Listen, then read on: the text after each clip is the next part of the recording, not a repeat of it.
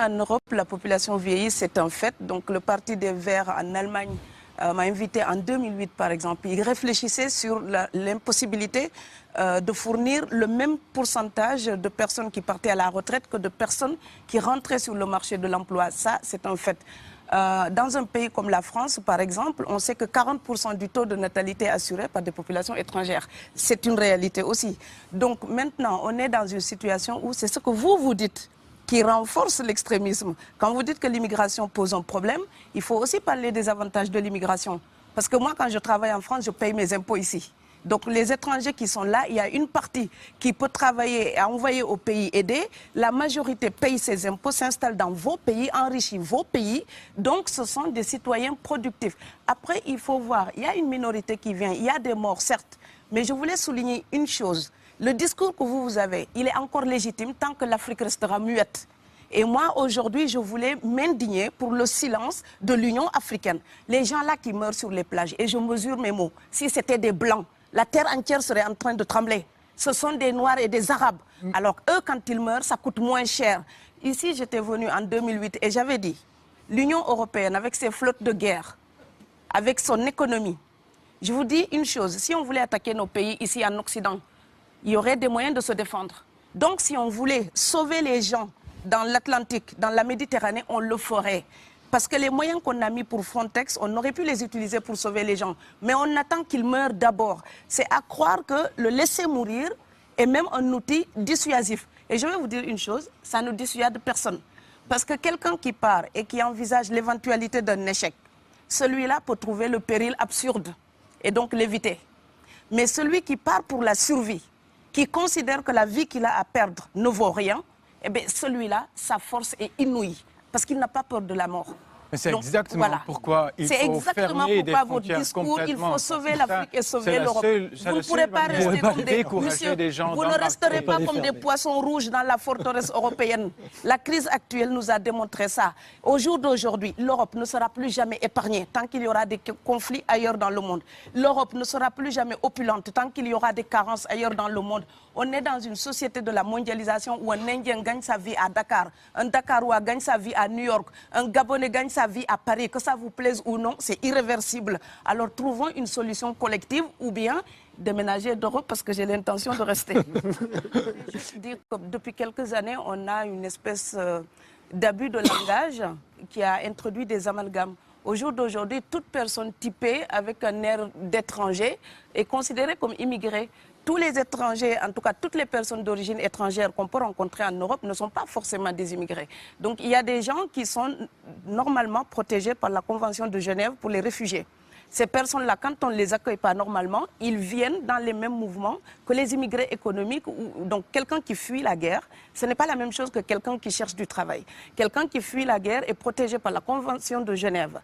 Et quand on a parlé ici à l'époque, je ne veux pas remuer les mauvais souvenirs, mais ministère de l'immigration et de l'identité nationale, on a fait des réfugiés, presque des coupables de droit commun, comme un voyageur qui ne respecterait pas les lois internationales pour le visa, donc l'autorisation d'entrer dans un territoire. Or, quelqu'un qui voyage librement peut respecter ces choses-là.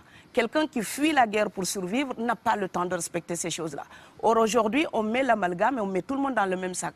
Je voudrais aussi dire que quand vous êtes Canadien, Blanc ou Argentin et vous venez vous installer en France, vous êtes un expatrié.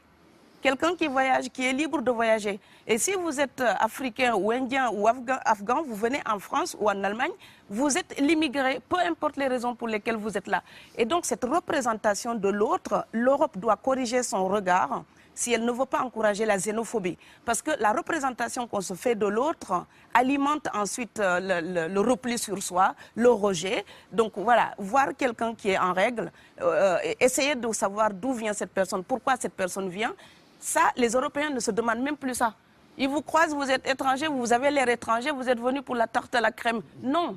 Donc l'Europe doit se respecter davantage. On ne vient pas que chercher du pain. On peut venir aussi pour la liberté, pour la démocratie, pour la culture européenne. Donc l'Europe aussi nourrit un vrai mépris d'elle-même en pensant qu'il n'y a que l'alimentation qui amène les gens. Elle n'a que ça à proposer. Je pense qu'elle a plein d'autres choses à offrir. Des familles entières qui cotisent parfois pour faire partir quelqu'un, et c'est pas 1 000 €. Parfois, ça va entre 1 500 € et 7 000 €. Ouais, 10 000 depuis le Sénégal ou la Gambie ou la Guinée pour venir... C'est pas la misère. Quand quelqu'un part, c'est comme quelqu'un qui est élu, choisi, peut-être le plus débrouillard. Et il y a tout un clan ou toute une famille qui pose son espoir sur cette personne-là. Monsieur, là, je vous vois bien habillé, bien nourri. Si vous étiez affamé chez vous, peut-être que votre famille serait ravie d'imaginer que vous pourriez aller gagner de quoi faire vivre les autres. Donc c'est aussi une solidarité qui est en œuvre. On laisse partir quelqu'un, on compte sur lui. Vous allez me laisser terminer. Et Schengen, entre guillemets Schengen, ça me permet d'être invité aux Pays-Bas, monsieur, donner des conférences dans vos universités. Quand ils trouvent que mon cerveau est convenable, là, ils l'utilisent. Par contre, ils sont embêtés à l'idée d'avoir mon frère, qui n'est pas aussi diplômé que moi et qui pourrait avoir peut-être envie de travailler dans le bâtiment. Donc, vos pays deviennent schizophrènes. On ne peut pas trier les gens comme ça avec les étrangers utiles et les étrangers néfastes. Et la deuxième chose que je veux dire aussi, c'est que les Européens, là, on voit des Africains qui viennent, d'accord? Ce mouvement, ce déplacement de population, on le voit. Mais on ne voit pas le mouvement des Européens allant vers les autres pays.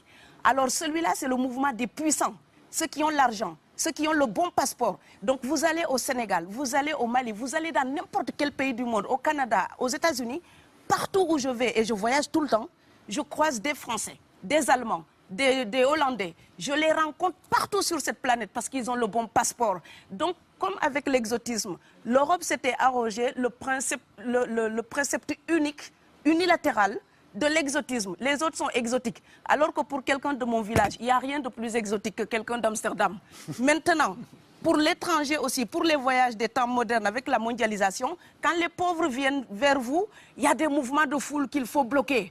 Mais quand vous, avec votre passeport et avec toutes les prétentions que cela donne, vous débarquez dans les pays du tiers-monde, là, vous êtes en terrain conquis. Donc, on voit les pauvres qui se déplacent, on ne voit pas les riches qui investissent dans nos pays. L'Afrique se développe en taux entre 5 et 10%. Ce n'est plus de la progression, c'est de la surchauffe.